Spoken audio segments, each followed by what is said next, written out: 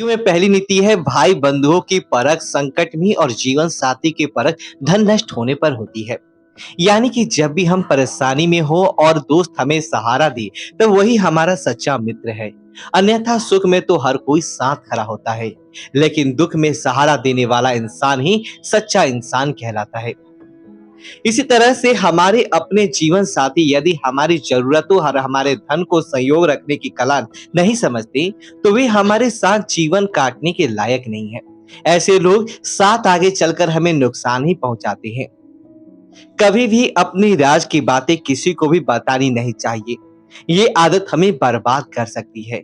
आचार्य चाणक्य ने सही तो कहा है, जब हम अपने दिल की बात किसी एक से भी बांट लेते हैं तो वह कली राज नहीं रहती। वह बात आपकी तरह सारे गांव समाज में फैल जाती है और हमारे रहस्य यदि सबको मालूम हो जाए तो तभी से हमारे पतन का समय आरंभ हो जाता है। सभी कष्टों से बड़ा कष्ट पराये घर में रहने का है। इतिहास गवाह इस बात का कि मनुष्य अपने खुद की वस्तु पर ही हक जता सकता है, अन्यथा दूसरे की वस्तु इस्तेमाल करने से वह एहसानमंद हो जाता है। किसी भी व्यक्ति को बहुत ज्यादा ईमानदार नहीं होना चाहिए, क्योंकि बहुत ज्यादा ईमानदार व्यक्ति को ही सबसे ज्यादा कष्ट उठाने पड़ते हैं।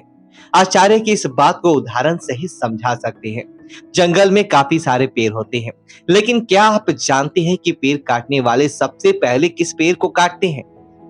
वह पेड़ जो देखने में मजबूत हो और सीधा हो उसे सबसे पहले काटा जाता है, क्योंकि उसे काटने में कोई समस्या नहीं होती। इसी प्रकार से मनुष्य का स्वभाव भी है। जो सबसे ज्यादा सीधा और ईमानदार होता है लोग उसी को अधिक कष्ट देते हैं, क्योंकि जो जानते हैं कि चालाक इंसान उनकी बुरी भावनाओं को समझ जाएंगे।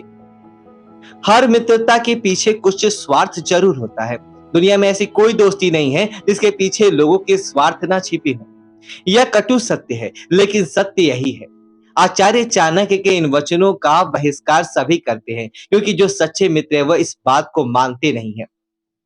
लेकिन इस वचन को गहराई से समझा जाए तो इसमें सकारात्मक सोच भी छिपी है। यदि किसी मित्रता बिल्कुल सच्ची है, उसमें कोई दोष नहीं है, फिर भी वहां स्वार्थ छिपा है। स्वार्थ एक अच्छा मित्र बनने का, स्वार्थ एक मित्रता को पाने का, तथा आखिरी स्वार्थ मित्रता से मिलने वाले प्रेम को पाने का।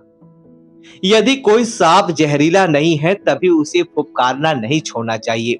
इसी तरह यदि कोई व्यक्ति कमजोर है तो उसे खुद को ताकतवर प्रदर्शित करना चाहिए। आचार्य की ये बातें हमें केवल इतना समझाती है कि कमजोर व्यक्ति की हमेशा ही हार होती है, इसलिए अपनी कमजोरी को प्रदर्शित ना होने दे। ऐसा धन जो बहुत ज्यादा तकलीफ के बाद या फिर अपना धर्म ईमान सब छोड़ने के बाद हासिल हुआ है, ऐसा धन स्वीकार नहीं करना चाहिए। ये तो हमारी शास्त्रीय मान्यता है कि गलत तरीके से कमाया हुआ धन कभी भी हमारे अच्छे कार्यों को सफल नहीं बनाता, ये हमारी बर्बादी का सबब ही बनता है। जो बीत गया सो बीत गया। यदि हमसे कोई गलती काम हो गया है तो उसकी चिंता ना करते हुए वर्तमान को सुधारकर भविष्य को संवारना चाहिए। जीवन की सफलता इसी वचन में छिपी है।